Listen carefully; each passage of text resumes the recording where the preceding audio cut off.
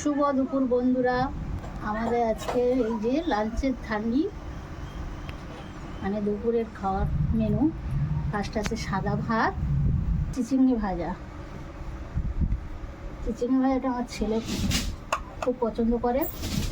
মিশালি সবজি দিয়ে একটা চচ্চড়ি, মাছের ডিম দিয়ে মাছ মিশালি সবজি দিয়ে একটা চচ্চড়ি। তারপর করেছি যেটা স্পেশাল ছোট ইলিশ। দেখছো কালারটা কত সুন্দর হয়েছে না বাবু? অনেক সুন্দর হয়েছে। ছোট ইলিশের এবারে সর্ষে বাটা